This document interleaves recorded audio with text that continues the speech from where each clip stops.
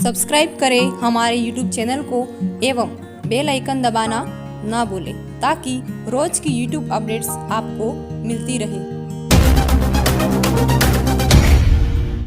जय हिंद साथियों, एक बार फिर से मैं आपके सामने आ गया हूं अपनी अगली कक्षा को लेकर। हमने अपनी प्रश्नावली 2.2 को पूरा कर लिया था और अब हम अपने आगे की ओर बढ़ते हैं प्रश्नावली 2.3 की ओर। और 2.3 से आगे भी हमको थोड़े से उदाहरण भी पढ़ने हैं, थोड़ी सी प्रमेय दे रखी है यहाँ पर, वो भी हमको पढ़नी है। तो यहाँ पर हमको जो पढ़ना है वो है संख्याओं की अपरिमेयता के प्रमाण। मतलब कोई संख्या अपरिमेय है तो कैसे है, उसका हमको सबूत देना है। तो अपरिमेय कैसे है वो हमको सिद्ध करके लाना है। तो इसी के साथ आप जो भी अब तक मैंने पढ़ाया है उसको अच्छे से पढ़ते रहे और जो भी पढ़ रहे हैं उसको नोट भी करते रहे ताकि आपके सामने वो स्थायी रहे। और वीडियो को अच्छे से देखते रहे, सारे वीडियो पूरे देखें, कोई बीच में छोड़े नहीं तो आपको पता है कि अधूरा ज्ञान बहुत ही खतरनाक होता है। तो इसलिए ध्यान से पूरे वीडियो देखें। और अब हम देखिए आगे बढ़ते हैं कि संख्याओं की अपरिमेयता के प्रमाण हमको कैसे देने हैं। तो मैं आपको ये ज्यादा नहीं समझा के सीधा उदाहरण से स्टार्ट करूंगा, सीधा एक प्रमेय दे रखी है उससे स्टार्ट करूंगा। यहां पर एक सवाल है सीधा, ये प्रमेय 2.4 प्रमेय 2.4 करके दे रखा है, वहीं से स्टार्ट कर रहा हूं मैं सीधा। उसमें दे रखा है कि सिद्ध कीजिए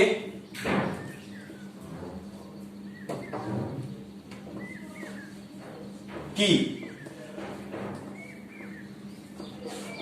√2 √2, मैंने कहा था आपको अंडर में जो भी ऐसी संख्या होगी जो अभाज्य होगी तो वो क्या होगी, एक अपरिमेय संख्या होगी, सीधा बोल देंगे उसको।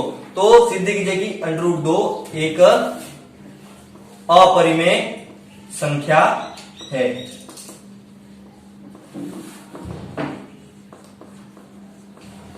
ठीक है, ये हमको सिद्ध करके लाना है कि √2 एक अपरिमेय संख्या है। तो यहां पर हमको क्या करना है, थोड़ा सा मजाक करते रहना है इस सवाल में। ऐसे सवाल में हमको क्या करना है, थोड़ा सा मजाक करते रहना है, थोड़ा झूठ बोलना है। झूठ बोलेंगे तो हमारा काम यहाँ पे हो जाएगा। देखिए क्या झूठ बोलना है, इसने कहा है कि सिद्ध कीजिए कि √2 एक अपरिमेय संख्या है। हम इसका विरोध करते हैं, झूठ बोलते हैं थोड़ा सा। यहां पर हल कर रहा हूं मैं इसका, मैं लिखता हूं माना √2 एक परिमेय संख्या है। इसने कहा था अपरिमेय सिद्ध करो, हम थोड़ा उल्टा लेके चलते हैं। माना √2 एक परिमेय संख्या है। ठीक है, अब हमने मान लिया कि √2 क्या है, एक परिमेय संख्या। हमने मान लिया है, नहीं है या नहीं वो हमको नहीं पता, लेकिन अभी हमने क्या कर दिया कि √2 एक परिमेय संख्या मान लिया, क्योंकि इसने तो कहा गया था कि √2 एक अपरिमेय संख्या, तो हम इसका उल्टा लेकर चल रहे हैं। अब देखिए आपको पता होगा कि अगर मैंने इसको परिमेय संख्या कहा तो परिमेय संख्या की परिभाषा क्या थी, कि परिमेय संख्या की परिभाषा तो ये थी कि ऐसी संख्या जिसको p/q रूप में लिखा जा सकता है वो कौन सी संख्या होती है, परिमेय संख्या। तो यहां पर इस √2 को भी हम p/q रूप में लिख सकेंगे। p/q लिखो या फिर a/b लिखो, एक ही बात है। बटे रूप में भिन्न होनी चाहिए, अंश बटे हर होना चाहिए। तो इसलिए यहां पर क्या हो जाएगा, √2 बराबर मैं यहां पर लिख सकता हूं a/b। इसको मैंने किस रूप में लिख दिया, p/q या फिर a/b, एक ही बात है। जहां पर क्या होना चाहिए, b बराबर नॉट 0, b क्या नहीं होना चाहिए, 0 नहीं होना चाहिए। वहां पर हम क्या कहा था हमने कि p/q में q 0 नहीं होना चाहिए। यहाँ पे q की जगह क्या है, b है, तो b की जगह हमने क्या लिखा है, यहाँ पर b क्या नहीं होना चाहिए, 0 नहीं होना चाहिए। तो ये √2 अगर परिमेय संख्या है तो √2 को हम p/q या फिर a/b रूप में लिख सकते हैं, मतलब भिन्न रूप में लिख सकते हैं। तो देखिए यहां पर a/b जो है, यहां a व b में कोई उभयनिष्ठ गुणनखंड नहीं है। ठीक है, ये हमने कह दिया यहां पर। इसका मतलब क्या है कि यहां a और b में कोई उभयनिष्ठ गुणनखंड नहीं है, मतलब दोनों में ऐसी कोई कॉमन संख्या नहीं है। उभयनिष्ठ का मतलब क्या हो गया, कॉमन। इसका मतलब समझिए आप, मैंने लिखा यहां पर 2/8। तो देखिए 2/8 में 2 और 8 दोनों ऐसी संख्या है जिस इन दोनों में 2 का भाग जा रहा है। 2 में भी 2 का भाग एक बार जाता है और 8 में भी 2 का भाग 4 बार जाता है। तो इस 2/8 को मैं 1/4 भी लिख सकता हूं, इसको 2/8 भी लिख सकता हूं या फिर काट के 1/4 भी लिख सकता हूं। मतलब कि इन दोनों में क्या कॉमन है, दोनों में 2 कॉमन है, 2 ऐसा गुणनखंड है जो कॉमन है। और भी मैं लिख सकता हूं, यहां पर मैं लिखूं 6/3, तो 6/3 में भी क्या हो जाएगा, यहां पर 3 का पारा, इसमें 2 बार भाग लगा सकते हैं 3 से और इसमें 1 बार लगा सकते हैं। तो इन दोनों में क्या कॉमन है, तो 3 कॉमन है। ठीक है ना। इस तरह से हमने यहां पर क्या कहा कि यहां पर ए और बी में कुछ भी कॉमन नहीं है, ठीक है ना, कोई उभयनिष्ठ गुणनखंड नहीं है। एक तो सब में होता है, एक को नहीं देखना आपको, जो भी एक से बड़ी अभाज्य संख्या है उनको देखना है। तो देखिए यहाँ पर 1/4 जो बन गया, 1 और 4 में क्या उभयनिष्ठ है, ऐसी कोई संख्या है जिसका भाग दोनों में जा रहा है। एक का तो सब में जाएगा, एक को नहीं देखना है। एक के अलावा, तो एक के अलावा इन दोनों में ऐसी कोई संख्या नहीं है कि जिसका भाग इन दोनों में जाता हो, ठीक है। तो ये दोनों क्या है, 1 और 4, 1 और 4 में कोई उभयनिष्ठ गुणनखंड नहीं है, ठीक है। ये संख्या और नहीं कट रही है। यहां पर भी मैंने लिखा 2/1, या फिर मैं लिख दूं, एक बार लिखा मैंने 3/12। तो देखिए 3 में 3 का भाग एक बार जा रहा है और 12 में 4 बार जा रहा है, तो ये भी वापस क्या हो गया, 1/4। तो इन दोनों में तो उभयनिष्ठ गुणनखंड था, क्या था, 3, लेकिन इन दोनों में नहीं है। और भी लिख सकते हो 6/12, तो ये 6 एकम 6, 6 दूनी 12, तो ये क्या हो गया, 1/2। तो इन दोनों में तो उभयनिष्ठ गुणनखंड था, 6 था, लेकिन इन दोनों में नहीं है। तो यहां पर भी आपको ये ऐसा रूप देखने को मिलेगा कि ए और बी में कोई उभयनिष्ठ गुणनखंड नहीं है, क्योंकि ये लास्ट में कटा हुआ रूप हमने यहां पर लिख दिया, ठीक है। ये ध्यान रखना आपको, क्योंकि यही बात हमारे लिए आगे खास होगी। अब आगे देखिए कि √2 बराबर a/b रूप है, तो हम क्या करते हैं, यहां पे √2 है तो इसको रूट से बाहर निकालना पड़ेगा। तो हम क्या करते हैं, यहां पर वापस लिख देता हूं मैं, √2 बराबर a/b। अब क्या लिखता हूं मैं, दोनों तरफ वर्ग करने पर, ठीक है ना, दोनों तरफ वर्ग कर देते हैं हम। अब दोनों तरफ वर्ग करेंगे तो क्या हो जाएगा, देखिए यहां पर √2 का स्क्वायर हो गया और यहां पर क्या हो गया, a/b का स्क्वायर हो गया। आगे देखिए, अब दोनों तरफ स्क्वायर है, स्क्वायर करते हैं। आपको पता है √2 का स्क्वायर करोगे मतलब √2 में √2 का गुणा करोगे। तो आपको ये भी पता होना चाहिए कि ये जो वर्गमूल है, ये जो वर्गमूल का चिन्ह है और उसके ऊपर अगर आप वर्ग लगा दो तो दोनों एक दूसरे के विपरीत है, दोनों एक दूसरे को काट देंगे, दोनों एक दूसरे के क्या है, दुश्मन है। ये इसको काट देगा, ये इसको काट देगा, मतलब ये दोनों तो वापस कहां चले जाएंगे, खत्म हो जाएंगे पूरे। तो क्या बचेगा यहाँ पर 2, मतलब कि किसी भी संख्या के ऊपर अंडर-रूट हो और उसका स्क्वायर कर दो तो उसका जो अंडर-रूट होगा वो क्या हो जाएगा, हट जाएगा, और बीच अंदर की जो संख्या होगी वो हमारे सामने बच जाएगी। तो √2 का स्क्वायर क्या हो गया, 2, और यहाँ पर a/b का स्क्वायर है तो दोनों को अपना अपना स्क्वायर मिल जाएगा, a²/b², ठीक है। अब इस b² को यहां से यहां ले जाते हैं, क्या करते हैं, बाय डीबी करते हैं।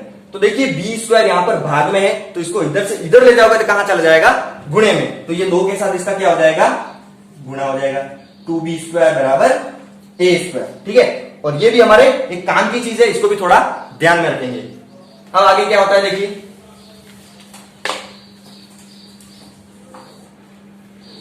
अब देखिए इसको यहां पर ऐसे भी लिख सकते हैं, 2b² बराबर a² है तो और भी इसको ऐसे लिखा जा सकता है, b² को अब इधर रहने दो और इस 2 को यहां पर 2 गुणे में है तो इस 2 को यहां से यहां भाग में भी ला सकते हैं। तो ये क्या हो जाएगा, a²/2। a² में किसका भाग लग रहा है, 2 का भाग लग रहा है, आपको दिख रहा होगा यहाँ पे a² में 2 का भाग लग रहा है। तो हम लिखेंगे, चूंकि यहां a² 2 से विभाजित, a² 2 से क्या हो रहा है, विभाजित, मतलब a² में 2 का भाग जा रहा है। अब a² में 2 का भाग जा रहा है, क्योंकि 2 का भाग क्यों जा रहा है, देखिए यहां पर इन दोनों का जो भाग है उसके बराबर यहां पर क्या मिल रहा है, b² मिल रहा है, मतलब कोई एक संख्या मिल रही है, मतलब कि भाग पूरा पूरा जा रहा है, ऐसा भी दर्शा रहा है यहाँ पर। अगर ये बटे में इधर भी बटे में आता तो हम कहते हैं कि भाग पूरा पूरा नहीं जा रहा, लेकिन इधर पूरी संख्या आ रही है तो इसलिए हम क्या कह सकते हैं कि a² 2 से विभाजित है पूरी तरह से। तो अब a² विभाजित है तो हम क्या कह सकते हैं, इसलिए ab क्या होगा, 2 से विभाजित होगा। उदाहरण के लिए देख लीजिए, एक बार समझ लीजिए कि मैंने लिखा 2 का स्क्वायर 2 से विभाज्य है, मतलब 2 का स्क्वायर क्या होता है, 4, तो 4 में 2 का भाग जाता है 2 बार। अब 2 के स्क्वायर में 2 का भाग जा रहा है तो 2 में भी क्या होगा, 2 का भाग जाएगा, ये फिक्स बात है। किसी भी संख्या के स्क्वायर में किसी भी संख्या का भाग जा रहा है, 2 के अलावा भी और कोई संख्या हो सकती है, तो उसी संख्या में भी क्या होगा, उसी 2 का भाग जाएगा, या फिर किसी और संख्या का भाग भी जाएगा। तो देखिए यहां पर हमने लिख दिया कि a² 2 से विभाजित है तो a भी 2 से क्या होगा, विभाजित होगा। तो देखिए यहां पर आगे क्या होता है, अब a 2 से विभाजित है तो इसको हम एक और रूप में लिख सकते हैं, a बराबर 2c, मतलब किसी और संख्या में 2 का गुणा करके लिख सकते हैं। जैसे कि मैंने लिखा, मान लो a का मान 4 है, एक बार के लिए मान लो, तो इसको मैं 2 × 2 में लिख सकता हूं। यहां पर ये 2 क्या हो जाएगा, c हो जाएगा। तो 4 को मैंने 2c रूप में लिख दिया, मतलब 2 × 2 में लिख दिया। तो यहां पर भी इस a को मैंने किसी और रूप 2c में लिख दिया। अब आगे देखिए क्या हो जाएगा, a बराबर 2c है तो यहां पर भी क्या कर देंगे, हम दोनों तरफ वर्ग कर देंगे।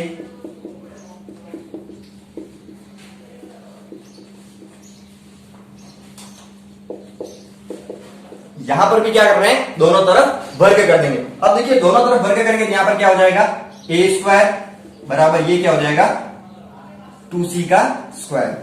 अब a स्क्वायर बराबर 2c स्क्वायर, तो इधर पर a स्क्वायर ही रहेगा और यहां पर 2c स्क्वायर है तो दोनों को अपना अपना अलग अलग स्क्वायर मिल जाएगा। तो ये तो क्या हो जाएगा 4 और यहां पर क्या बन जाएगा c स्क्वायर।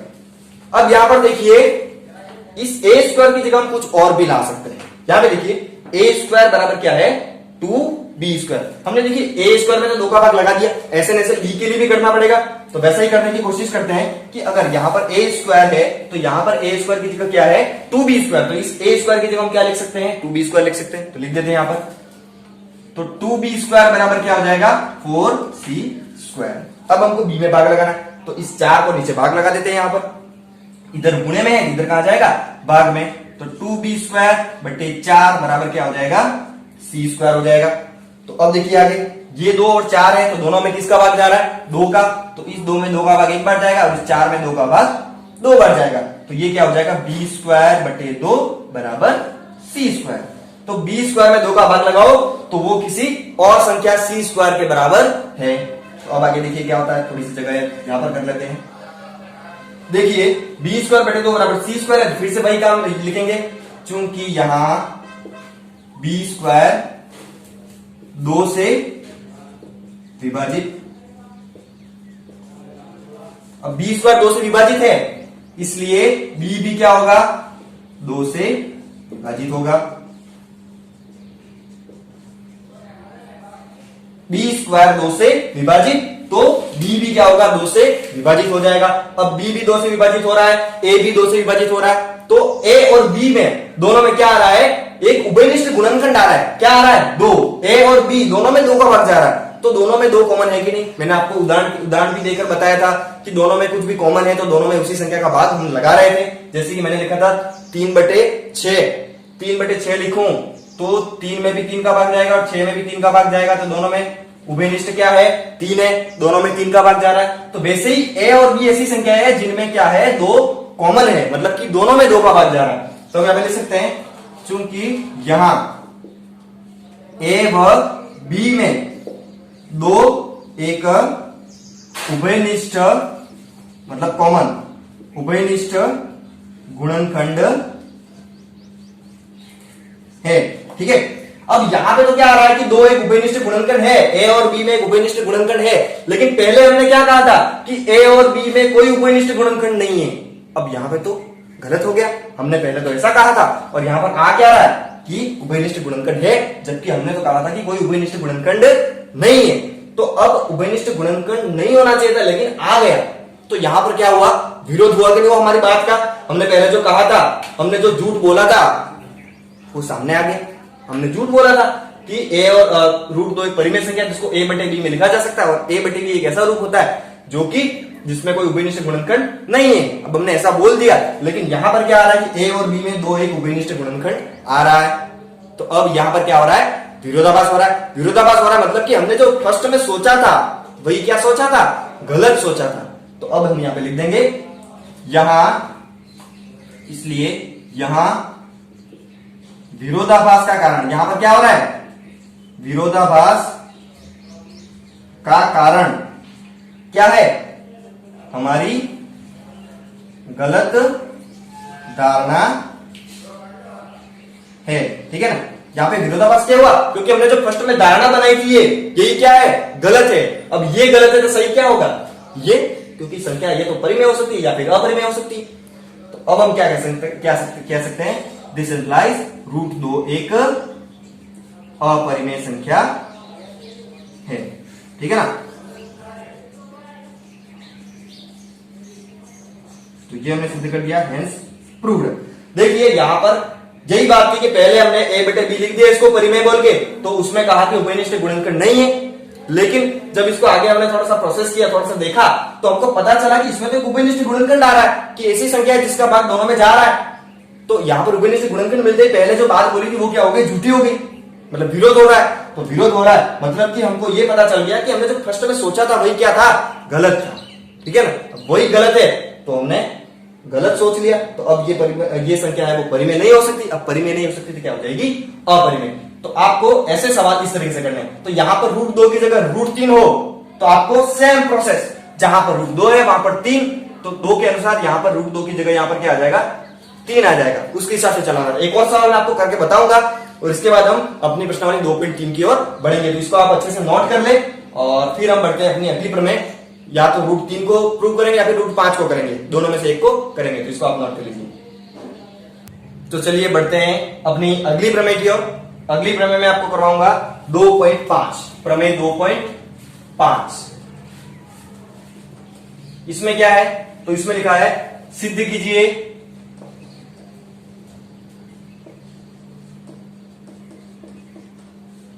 कि √5, अब √3 को आप समझ जाओगे, आप खुद भी कर सकते हो इसको, और करने के बाद √2 को कर लिया, √5 को कर लिया, मतलब आप समझ जाओगे कि आपको करना क्या है। तो सिद्ध कीजिए कि √5 एक अपरिमेय संख्या है।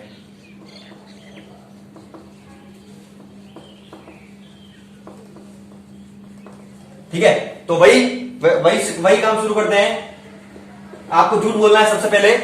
माना √5 एक परिमेय संख्या है, माना √5 एक परिमेय संख्या है। ठीक है ना, हमने झूठ बोल दिया। अब देखिए √5 एक परिमेय संख्या है तो इसको पिछली बार की तरह a/b रूप में लिखा जा सकता है। तो मैं यहां पे लिख दूंगा √5 बराबर a/b, जहां b बराबर क्या नहीं होना चाहिए, 0 नहीं होना चाहिए। फिर यहां पर क्या लिखेंगे, यहां a व b में कोई उभयनिष्ठ मतलब कॉमन गुणनखंड नहीं है। ठीक है, पिछले सवाल की तरह ही करना है बिल्कुल। तो यहां पर भी लिख दिया a व b में कोई उभयनिष्ठ गुणनखंड नहीं है, मतलब कोई ऐसी संख्या नहीं है जिसका भाग इन दोनों में जाता हो। ठीक है, अब आगे बढ़ते हैं। वापस लिखता हूं मैं इसको √5 बराबर a/b। अब क्या करना है, हमको दोनों तरफ वर्ग कर देना है। दोनों तरफ वर्ग करने पर क्या हो जाएगा, देखिए √5 का स्क्वायर इस तरफ बराबर इधर a/b का स्क्वायर। ठीक है, अब √5 का स्क्वायर, तो मैंने बताया था आपको रूट के ऊपर स्क्वायर हो तो रूट और स्क्वायर एक दूसरे को खत्म कर देंगे। तो क्या बचेगा, सिर्फ 5 बचेगा। इधर क्या हो जाएगा, a²/b²। ये स्क्वायर दोनों को अपने अपने लिए अलग अलग मिल जाएगा क्योंकि दोनों का ये। अब 5 बराबर a²/b² है, तो इस b² को यहां से इधर ले जाते हैं जैसे पिछली बार ले गए थे। तो यहां पर भाग में यहाँ पर आ जाएगा गुणे में, तो 5b² बराबर a²। इसको भी आपको ध्यान में रखना है, मैंने जैसे पिछली बार कहा था 2b² बराबर a² ध्यान में रखने के लिए कहा था, वैसे ही यहां पर 5b² बराबर a² आपको ध्यान में रखना है। अब आगे देखिए, अगर b² को यहां पर रहने दूं तो इधर क्या हो जाएगा, a²/5। तो अब देखिए यहां पर जैसे पिछली बार हुआ था वैसे ही हुआ, a² में किसका भाग जा रहा है, 5 का, और वो किसी एक संख्या b² के बराबर आ रही। ठीक है, तो अब इसको कैसे लिखेंगे, चूंकि a², ठीक है, a² 5 से विभाजित। ठीक है ना, a² किससे विभाजित हो रहा है, 5 से विभाजित है, इसलिए a भी क्या होगा, 5 से विभाजित होगा। ठीक है, अब तो फटाफट हो जाएगा सवाल। एक ही सवाल करना पहले से थोड़ा मुश्किल रहता है, बाकी सारे तो सेम ही हो जाएंगे। अब a² 5 से विभाजित है तो a भी 5 से विभाजित होगा। जैसे पिछली बार कहा था कि a² 2 से विभाजित है तो a 2 से विभाजित होगा। तो वैसे यहां पर a² 5 से विभाजित है तो a भी क्या होगा, 5 से विभाजित होगा। ठीक है, अब इसलिए a बराबर हम और क्या ले लेते हैं, 5c। ठीक है, किसी और संख्या c से 5 का गुणा करके ले लेते, क्योंकि हमने कहा था कि a में 5 का भाग जा रहा है, मतलब कि a में अगर 5 का एक ही संख्या को, जैसे कि मान लो a 25 है तो इसको मैं 5 × 5 लिख सकता हूं। ठीक है ना, या फिर ये 50 है तो इसको मैं 5 × 10 लिख सकता हूं, जहां पर ये 5 भी c होगा, ये 10 भी क्या होगा, c हो सकता है। ठीक है ना, तो 5c ये है, तो ये 5C मैंने लिख दिया। अगर ये A है, ये A है, तो 5C ये मैंने लिख दिया। ठीक है, इस तरह से A बराबर मैंने क्या लिख दिया यहां पर 5C। अब A बराबर 5C है तो फिर से क्या करेंगे, दोनों तरफ वर्ग कर देंगे। यहां पर फिर से दोनों तरफ वर्ग करने पर, अब दोनों तरफ वर्ग करने पर क्या हो जाएगा, इधर से लिख रहा हूं मैं A स्क्वायर बराबर 5C स्क्वायर। तो A स्क्वायर बराबर क्या हो जाएगा, 5 का स्क्वायर आपको कितना होता है पता है 25, 5 इंटू 5, 5 का स्क्वायर मतलब 5 इंटू 5 तो कितना आ जाएगा 25, और C का C स्क्वायर। अब देखिए यहां पर क्या हो जाएगा कि A स्क्वायर बराबर 25C स्क्वायर है। मैंने कहा था आपको इसकी जगह कुछ और ला सकते हैं, यहां से A स्क्वायर बराबर क्या है 5B स्क्वायर। तो यहां पर A स्क्वायर की जगह क्या ले आते हैं 5B स्क्वायर बराबर इधर क्या है 25C स्क्वायर। क्योंकि हमको जैसे ये काम किया था A स्क्वायर में 5 का भाग, वैसे ही B स्क्वायर में भी 5 का भाग लगाना पड़ेगा। तो यहां पर वैसे ही करते हैं, A स्क्वायर की जगह क्या ले आए 5B स्क्वायर, क्योंकि दोनों क्या है बराबर है। अब ये 25 इधर है तो 25 को कहां ले जाते हैं B के नीचे, क्योंकि हमको भाग किस में लगाना है B में लगाना है। B के नीचे कितना होना चाहिए 5 होना चाहिए। तो 5B स्क्वायर बटे इधर क्या आ जाएगा 25, इधर 25 गुणे में है तो यहां पर कहा जाएगा बार में, तो इधर क्या आएगा C स्क्वायर अकेला। अब ये 5 और 25 दोनों में किसका भाग जा रहा है 5 का, तो लगा दीजिए 5 का भाग 5 में एक बार और 25 में कितनी बार जाएगा 5 बार। तो ये तो एक हो गया यहां पर, तो यहां पर सिर्फ क्या बचेगा B स्क्वायर और नीचे बटे में 5 और बराबर इधर क्या बचेगा C स्क्वायर। अब आगे देखिए क्या होता है, देखिए B स्क्वायर में 5 का भाग लग रहा है और वो किसी C स्क्वायर के बराबर है। तो यहां पर भी हम क्या लिख सकते हैं कि B स्क्वायर, चूंकि B स्क्वायर 5 से विभाजित है, ठीक है,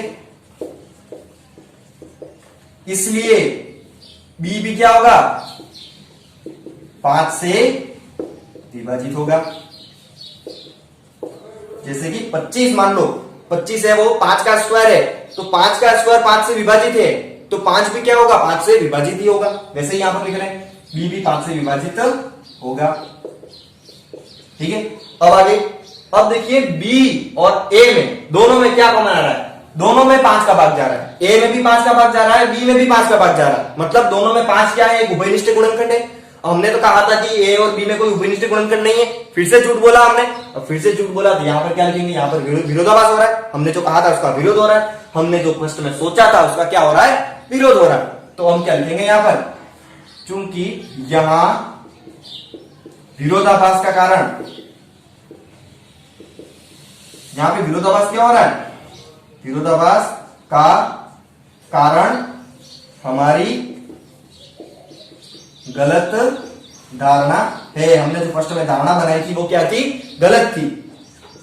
तो हम क्या लिख सकते हैं, दिस इंप्लाइज √5 एक, अब गलत धारणा थी तो √5 परिमेय तो नहीं हो सकती, हमने गलत सोचा था। अब परिमेय नहीं है तो क्या होगी अपरिमेय, √5 एक अपरिमेय संख्या है। ठीक है, तो ये भी हमने सिद्ध कर दिया। तो इस प्रमेय के बाद हम आगे बढ़ेंगे अपनी प्रश्नावली 2.3 की ओर। तो इसको आप नोट कर लीजिए अच्छे से, और फिर ये दोनों सवाल आपको आगे भी काम में आते जाएंगे। ठीक है, तो इसको नोट कर लीजिए। तो अब आपको क्या करना है मैं बताता हूं कि आपको √3, जैसे हमने √2 और √5 को प्रूव किया है कि दोनों क्या है अपरिमेय संख्या है, वैसे ही आपको प्रूव करना है कि √3 भी क्या है एक अपरिमेय संख्या है, क्योंकि √3 भी क्या होगी एक अपरिमेय संख्या। ऐसे ही आप √7 को भी कर सकते हो, ऐसे ही √11 को भी कर सकते हो। तो आपको ये 2-3 सवाल अपनी मर्जी से करने हैं। आपको एक तो √3 करना है, एक √7 कर लीजिएगा, तो आपके लिए बहुत ही अच्छा होगा, एकदम अच्छे से समझ में आ जाएगा, एकदम अच्छे से याद हो जाएगा, क्योंकि ये थोड़ा सा याद करने लायक सवाल है। ठीक है ना, आपको तरीका एकदम याद रखना कि कैसे करना सवाल, क्योंकि इस तरीके का सवाल आपके लगभग एग्जाम में एक आता ही है, तो आपको ध्यान रखना है इस बात का। तो आपको √3 को भी इस तरह से प्रूव कर देना है, और इन √2, √5, √3, √7 इनका उपयोग हम दूसरे टाइप के सवालों में भी इस्तेमाल करेंगे, क्योंकि सिर्फ यही संख्या नहीं, थोड़ी सी अलग टाइप की भी आएगी। तो सबसे पहले हम स्टार्ट करते हैं यहां पर प्रश्नमाला 2.3। तो प्रश्नमाला 2.3 में यहां पर आपके सामने 3 सवाल है, उसमें भी दूसरे सवाल में 3 भाग है। तो उसमें से हम कुछ एक सवाल करेंगे और कुछ एक आपके लिए छोड़े जाएंगे।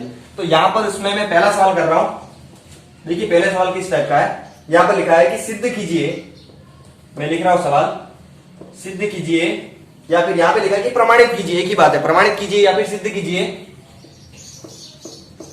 कि 5 माइनस रूट 3 एक अपरिमेय संख्या है। कौन सी संख्या है? अपरिमेय संख्या है। तो इसको कैसे सिद्ध करेंगे? तो ये तो बहुत ही आसान है। ठीक है, आपको कैसे हल करना है? तो वही काम करना है आपको। शुरुआत तो वैसे ही करनी है कि आपको उल्टा मानना है। ये अपरिमेय बोला इसने, तो हमको क्या मानना है? परिमेय मानना है। तो हम मान लेते हैं, माना 5 माइनस रूट 3 एक कौन सी संख्या है? परिमेय संख्या है। ठीक है, अब 5 माइनस रूट 3 एक परिमेय संख्या है, तो फिर से वही बात हो जाएगी कि 5 माइनस रूट 3 को हम किस रूप में लिख सकेंगे? a बटे b रूप में। तो इसलिए 5 माइनस रूट 3 बराबर क्या हो जाएगा? a बटे b हो जाएगा। ठीक है, अब ये a बटे b हो गया, तो a बटे b जहां पर क्या होना चाहिए? b बराबर नॉट 0।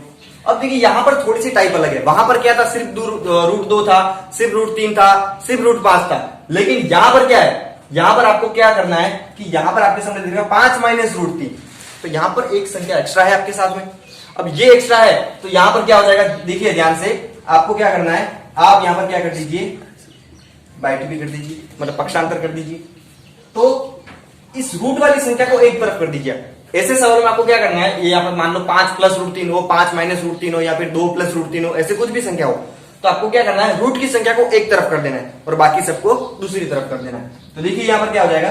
5, ये रूट 3 माइनस का है, तो इसको हम क्या करते हैं? इस तरफ ले लेते हैं और इस पूरे a बटे b को इस तरफ ले लेते हैं। ठीक है ना? तो माइनस a बटे b हो जाएगा यहां पर, क्योंकि a बटे b तो किसका है? प्लस का, तो इसको मैं इधर ले गया तो ये किसका हो जाएगा? माइनस का। और इधर क्या हो जाएगा? रूट 3 उधर माइनस का था, इधर आके किसका हो जाएगा? प्लस का। ठीक है, तो अब यहां पे देखिए आगे क्या हो जाएगा? 5 माइनस a बटे b है, तो यहां पर इसके नीचे 1 लगा के हम क्या कर देंगे? इसको थोड़ा सा हल कर देंगे। 1 और b का लघुत्तम एलसीएम, आपको भिन्न को जोड़ना है और भिन्न को घटाना है, तो आपको ये तरीका आजमाना होगा। नीचे वाले जो हर होंगे उनका क्या लेना पड़ेगा? एलसीएम लेना पड़ेगा। जैसे कि मैंने आपको बताया था एलसीएम कैसे लेना है, यूक्लिड विभाजन एल्गोरिथम से हमने एचसीएफ पढ़ा था, और अभाज्य गुणक नीति से एचसीएफ और एलसीएम दोनों पढ़े थे। उसमें से आपको क्या निकालना है? एलसीएम निकालना है।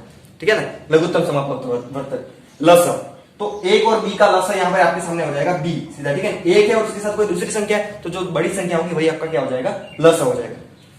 अगर साथ में 1 हो, तो यहाँ पर कोई और संख्या होती तो उसका थोड़ा अलग मामला होता है। ठीक है, तो यहाँ पर क्या हो जाएगा? b, तो 1 का भाग, अब जो पहली संख्या है उसमें से नीचे के हर को इसमें भाग लगा देंगे, यहाँ वाले हर को इसमें भाग लगा देंगे, तो b में 1 का भाग, तो 1 का भाग किसमें भी लगाओ वही वापस आता है, तो 1 का भाग b में लगाओ तो वापस b ही आएगा। अब b का गुणा किससे हो जाएगा? अब जो भी आया भाग लगाने के बाद उसका गुणा ऊपर वाली संख्या से कर देना। ठीक है, तो b इंटू 5 क्या हो जाएगा? 5b, इसको मैंने क्या लिखा? 5b। फिर माइनस है बीच में, तो माइनस का आपको क्या कर देना है? माइनस कर देना। फिर ऐसे जैसे यहाँ पे किया था वैसा वैसा यहाँ पे करना है, नीचे वाली संख्या का अंदर भाग लगाना है, और जो भी आता है उसका ऊपर वाली संख्या से गुणा कर देना। तो b का भाग b में, तो किसी भी संख्या में उसके खुद का भाग लगाओ तो क्या आता है? 1 आता है, तो b में b का भाग लगाओ तो क्या आ जाएगा? 1। अब 1 जो आया, 1 का गुणा ऊपर वाली संख्या से कर देना है, तो 1 इंटू a, तो 1 का किसी में भी गुणा करो वही वापस आएगा। तो यहां पर क्या आ जाएगा? a बराबर रूट 3। तो अब देखिए यहां पर 5b माइनस a बटे b एक रूप आया और उसके बराबर क्या आया? रूट 3। तो अब हमको पता है चूंकि a व b क्या है? पूर्णांक है। ठीक है, a और b क्या है? एक कोई पूर्णांक है, तो इसलिए 5b माइनस a बटे b ये जो पूरी संख्या बनेगी, अब पूर्णांक क्या होता है? परिमेय होता है, आपको पता है, मैंने आपको बताया था। सारी प्राकृत संख्या है, सारी पूर्ण संख्या है, तो और सारे पूर्णांक क्या थे? परिमेय संख्या थी, तो उनसे बनने वाली दूसरी संख्या भी क्या हो जाएगी? परिमेय हो जाएगी। तो यहां पर a और b पूर्णांक है, तो a और b से कोई नई संख्या बन रही है 5b माइनस a बटे b, तो ये भी क्या होगी? एक परिमेय संख्या होगी। ठीक है, पूर्णांक है, इसलिए 5b माइनस a बटे b क्या होगी? एक परिमेय संख्या।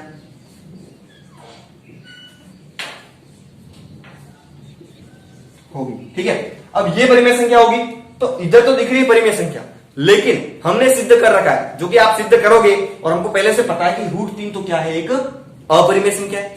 तो यहां पर फिर से विरोधाभास हो रहा है, इधर तो अपरिमेय बता रहा है और इधर परिमेय बता रहा है, मतलब कि यहां पर क्या हो रहा है? एक फिर से विरोधाभास हो रहा है। तो फिर से हम यहां पे क्या लिख देंगे? परंतु √3 एक अपरिमेय संख्या है। कौन सी संख्या है? ठीक है, इधर तो परिमेय बता रहा है और इधर क्या बता रहा है? अपरिमेय। तो यहां पर भी फिर से क्या हो रहा है? विरोधाभास। तो हमने फिर से यहां पर क्या माना था? गलत माना था। जहां विरोधाभास का कारण फिर से क्या है? हमारी गलत धारणा है।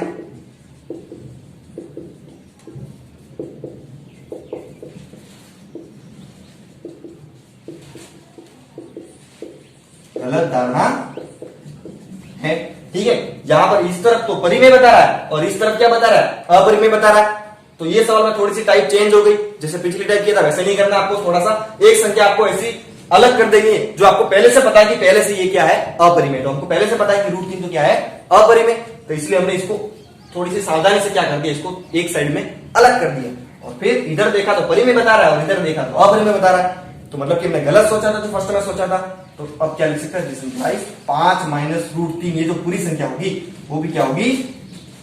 एक अपरिमेय संख्या होगी। ठीक है ना?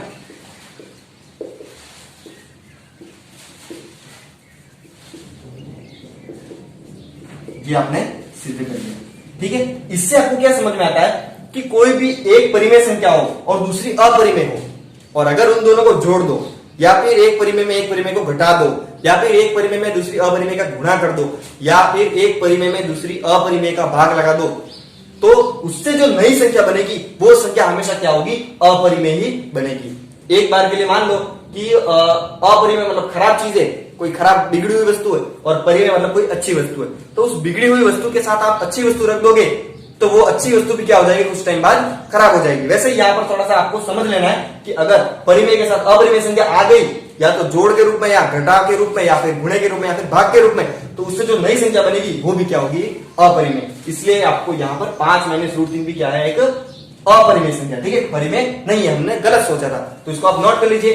और इसके बाद